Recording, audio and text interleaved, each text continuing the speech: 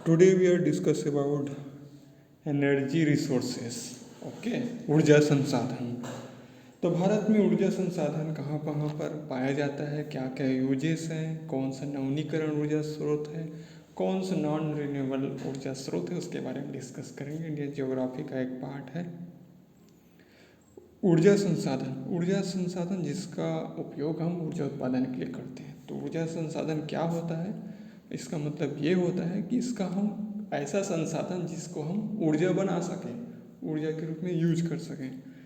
तो देखते हैं कौन कौन सा इसका टाइप्स होता है, कौन कौन से प्रकार होते हैं ऊर्जा संसाधन के। तो ये होता है परंपरागत प्रयोग के आधार पर, सतत उपलब्धता के आधार पर और उत्पत्ति के आधार पर। ठीक है, तो परंपरागत कौन कौन सा है हमारा वो देखेंगे, गैर परंपरागत कौन है उसको देखेंगे।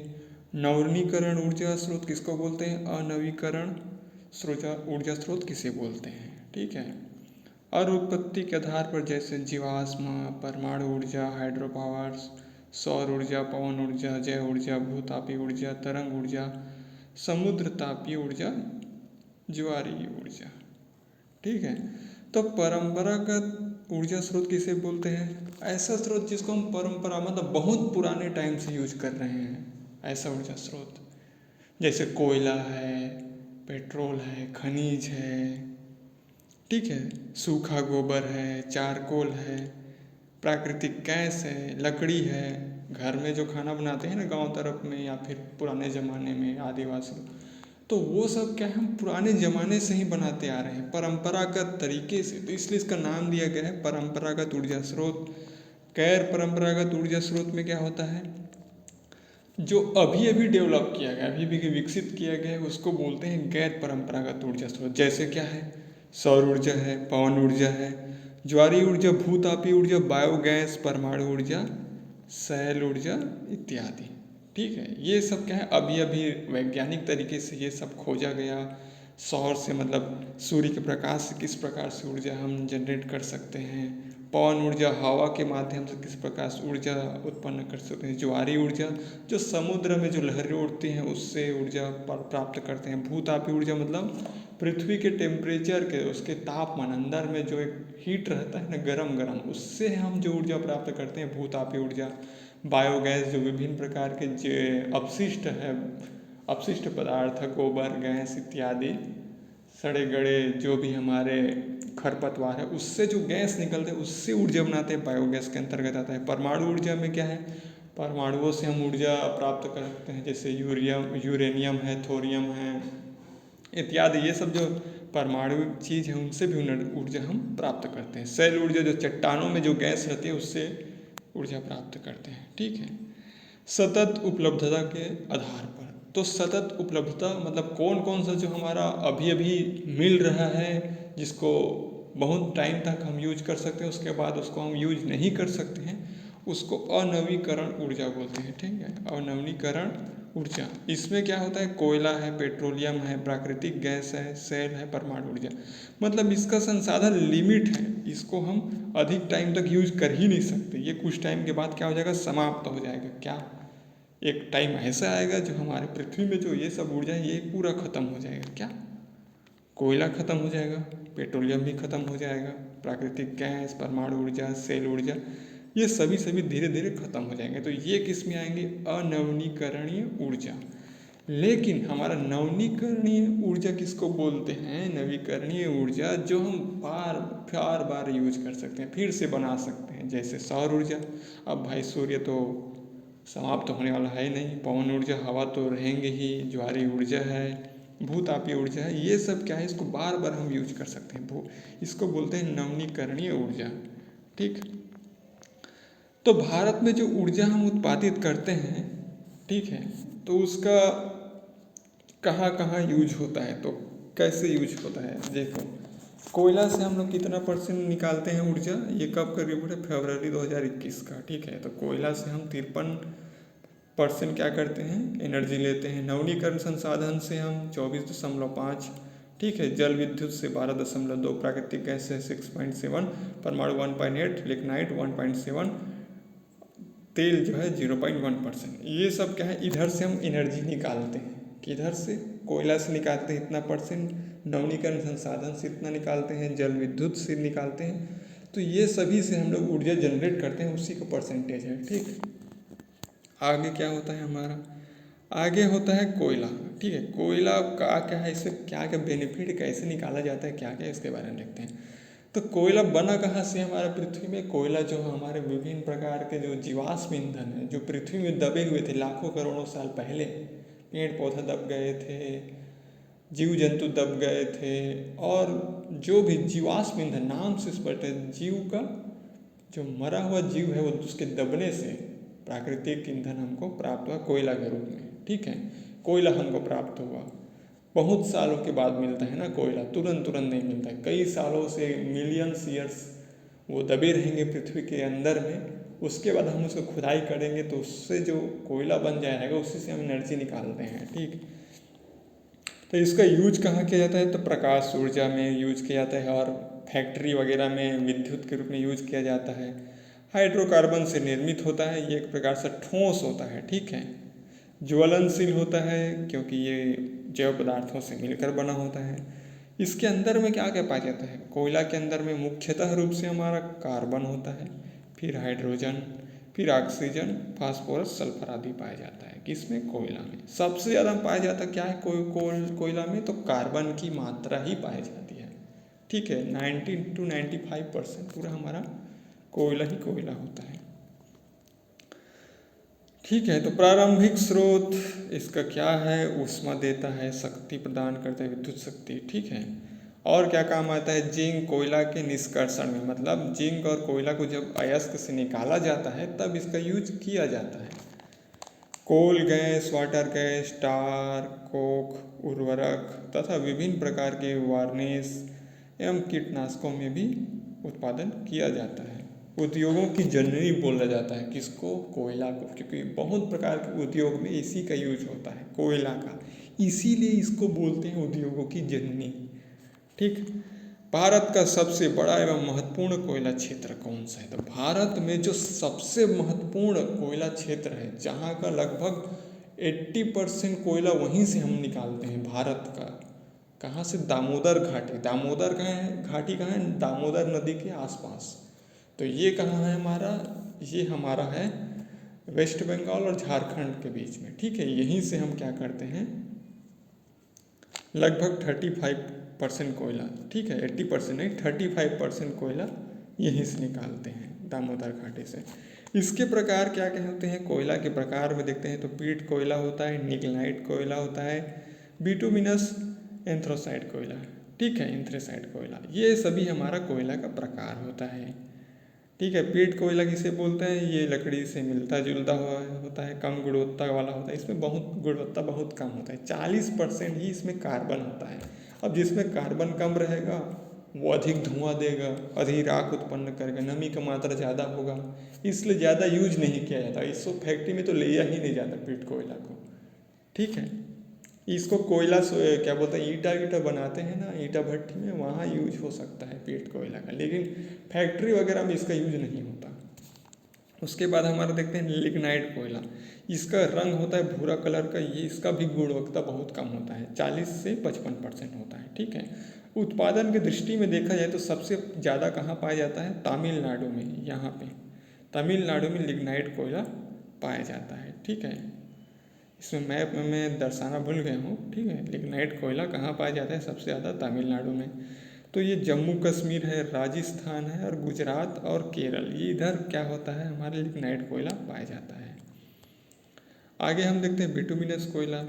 ठीक है, तो बिटुमिनस हमारा कोयला जो है मध्यम श्रेणी का होता है।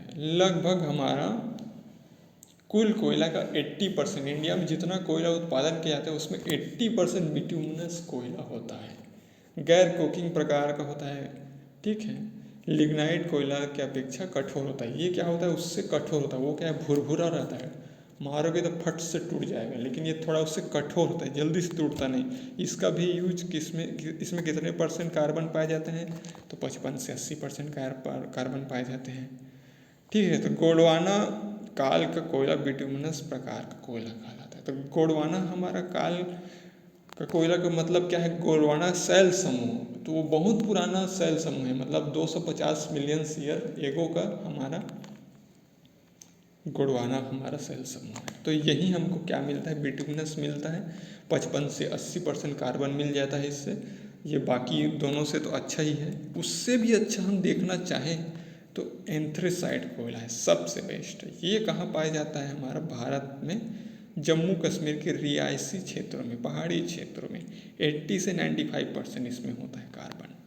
ओके, तो ये हमारा भारत का नक्शा है, हम देख सकते हैं जैसे भी बनाए हैं, समझने के लिए आपके लिए ठीक है। लिग्नाइट कोयला कहाँ है, जैसे गुजरात है, राजस्थान है, और ये हमारा जम्मू कश्मीर में लिग्नाइट कोयला, इधर कुछ तमिलनाडु है, ठीक है। बाकी जगह में हमारा क्या है, कोल पाया जाता है। जैसे ये हमारा यहाँ पे क्या है, झारखंड है, और पश्चिम बंगाल, छत्तीसगढ़, उड़ीसा, इधर मध्य प्रदेश, आंध्र प्रदेश, महाराष्ट्र, ठीक है इधर। तो ये प्रकार से हमारा कोयला पाया जाता है। आगे हम क्या है, एनटीपीसी के प्रमुख ताप विद्युत क्षेत्र देखा जाए तो छत्तीसगढ़ में देखेंगे तो हम लोग छत्तीसगढ़ में कोरबा, लारा, सीपत, यहाँ पे है एनटीपीसी का मुख्यालय, ठीक है, ब्रांच है। और इसी प्रकार उड़ीसा में देखें हम तो तलचर, कन्हिया, दल्ली पाली, ठीक है, उड़ीसा में। और ये हमारा यूपी में रिहन, सोनभद्र, दादरी जो है गौतम बुद्ध, और टांडा जो है अम्बेडकर नगर, ऊंचा नगर, रायबरेली, यहाँ पे क्या है, यूपी में पाया जाता है। इसी प्रकार एमपी में फेमस है विंध्याचल, सिंगरौली, एमपी में, यहाँ ज़्यादा मात्रा में कोयला उत्पादित किया जाता है। फिर अगर हम देखेंगे कलहगांव, बिहार में आ जाए तो बिहार में कलहगांव है, भागलपुर, बाढ़, पटना, बरौनी, पटना, ये सभी हमारा बिहार के क्षेत्र में है। फरक्का, मुर्शिदाबाद, वेस्ट बंगाल में है। उसी प्रकार हमारा नागपुर, मौदा नामक जगह है, वहाँ पे हमारा महाराष्ट्र में कोल उत्पादक क्षेत्र है। पोगाई गांव जो है असम, ठीक है, असम में। अब शैल समूह के बारे में देखते हैं, कौन कौन सा उसका प्रॉपर्टीज है शैल समूह के, उसके बारे में। तो देखते हैं शैल समूह, गोंडवाना युगीन शैल समूह 250 मिलियन वर्ष पुराना है, सबसे पुराना, उच्च किस्म का होता है। इसमें राग कम मात्रा निकलता है, बोला था ना, क्योंकि 90% इसमें क्या होता है हमारा, इसी शैल समूह से निकाला जाता है 95% कोयला। राग कम निकलता है, ताप शक्ति अधिक होती है, मतलब इसमें हम टेम्परेचर अधिक मात्रा में जनरेट कर सकते हैं, ताप विद्युत बना सकते हैं। और क्या है, धातु शोधक कोयला है, उद्योगों के तो सर्वोच्च रूप में यूज किया जाता है इसको। क्षेत्र कहाँ का है, तो दामोदर घाटी, गोदावरी घाटी, सोन नदी घाटी, महानदी घाटी, वर्धा नदी घाटी, असम व सिक्किम में पाया जाता है ये गोंडवाना। छत्तीसगढ़ में बात करें तो ये छत्तीसगढ़ में भी पाया जाता है सबसे बड़ी मात्रा में, ठीक है। टर्सरी युगीन शैल समूह, तो टर्सरी युगीन शैल समूह में हमारा 50 वर्ष पुराना शैल समूह है। इससे पहले जो है 250 मिलियन वर्ष पुराना शैल समूह है गोंडवाना, लेकिन ये हमारा उससे नया है, समझो 50 वर्ष पुराना, 50 मिलियन है ना, इसमें देख सकते हैं क्या है, मिलियन है ना, मिलियन वर्ष है ना, 50 वर्ष मत समझना, ये मिलियन वर्ष है, ठीक है। टर्सरी युगीन शैल, इसमें क्या है, राख, सल्फर, ये अधिक मात्रा में, इसलिए ज़्यादा यूज में लाया ही नहीं जाता, ठीक है। उद्योगों में बहुत कम यूज होता है, ताप शक्ति में भी बहुत कम। कहाँ पाया जाता है, तो उत्तर पूर्वी हमारे भारत के भाग है उधर है, जैसे मेघालय, असम, अरुणाचल प्रदेश आदि, ठीक। भारत में कोयला उत्पादक क्षेत्र क्या है, दामोदर घाटी है सबसे बड़ा कोयला क्षेत्र भारत का, ठीक है। उसी प्रकार हमारा कहाँ है, झारखंड, वेस्ट बंगाल। झारखंड में कौन कौन सा है देख सकते, ये नाम दे दिया हूँ मैं, आप पढ़ लेना, ठीक है। वेस्ट बंगाल में ये दिया है रानीगंज करके। सोन नदी घाटी एमपी यूपी क्षेत्र है, सिंगरौली, सोहागपुर, उमरिया। महानदी में है हमारा छत्तीसगढ़ और उड़ीसा, तो महानदी घाटी में छत्तीसगढ़ उड़ीसा का क्षेत्र आएगा। कोरबा, विश्रामपुर, चिरमिरी, ये छत्तीसगढ़ में है। और तालचेर, सुंदरगढ़, संबलपुर उड़ीसा में है। गोदावरी में है हमारा नीचे साइड में, साउथ इंडिया में, तो तेलंगाना क्षेत्र है। सिंगली, वारंगल, खम्मन, करीमनगर, वर्धा, सतपुड़ा पर्वतीय क्षेत्र, नरसिंहपुर, राजमहल, ये इत्यादि। कोयला में सर्वाधिक उत्पादन कहाँ होता है? तो छत्तीसगढ़ में सर्वाधिक उत्पादन, उसके बाद उड़ीसा, फिर तीसरे नंबर पे हमारा झारखंड। फर्स्ट नंबर भंडारण, अब ज़्यादा मात्रा में भंडार कहाँ पे है? तो झारखंड में है, दूसरे में उड़ीसा, तीसरे में छत्तीसगढ़। याद रखिए, दूसरे स्थान में भंडारण और उत्पादन दोनों में उड़ीसा है दूसरे नंबर में, लेकिन उत्पादन में छत्तीसगढ़, भंडारण में झारखंड। खनिज तेल की बात करें तो खनिज तेल एवं प्राकृतिक गैस ये कहाँ कहाँ पाए जाते हैं इसके बारे में देखते हैं। तो खनिज तेल हमारा कहाँ से निकलता है? जीवाश्म युक्त अवसादी सेल से, ठीक है। तो जैसे हम पृथ्वी के नीचे देखें तो सबसे ऊपर में हमारा प्राकृतिक गैस पाया जाएगा, उसके नीचे में खनिज तेल, उसके नीचे में पानी। मतलब जिस जगह में हमारा खनिज तेल प्राप्त होता है ना, वहाँ पे सबसे ऊपर में क्या होगा? प्राकृतिक गैस होगा, फिर खनिज तेल, फिर जल होगा। तो खनिज तेल में हमारा 90 से 95% हाइड्रोकार्बन होता है, हाइड्रोजन और कार्बन का मिश्रण होता है, 5 से 10% अन्य तत्व होते हैं, ठीक है। हाइड्रोकार्बन में क्या होता है? 70% खनिज तेल होता है, पेट्रोलियम होता है, और 30% हमारा प्राकृतिक गैस होता है। खनिज तेल का विकास टर्सरी युग में हुआ था, ठीक है, टर्सरी युग में हुआ था।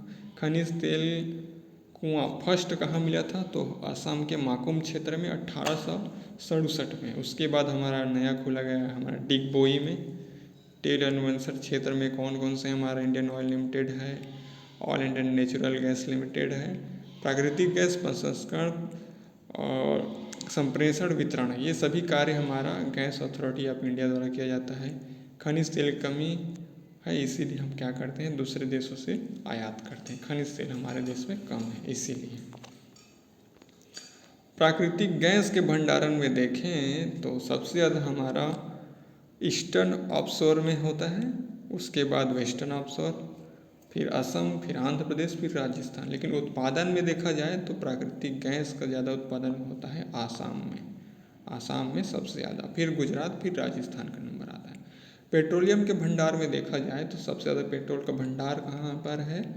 आसाम में है, गुजरात, फिर राजस्थान। लेकिन उत्पादन कहा जाए तो राजस्थान में। ऐसा क्यों? क्योंकि राजस्थान में संयंत्र लगाया गया, लेकिन असम पहाड़ी क्षेत्र होने के कारण वहाँ बहुत कम मात्रा में इसका उत्पादन हो पाता है, इसलिए भंडारण में असम आगे, लेकिन उत्पादन में राजस्थान आगे, ठीक है। तो इस प्रकार से हमारा आज का यहीं तक देखते हैं।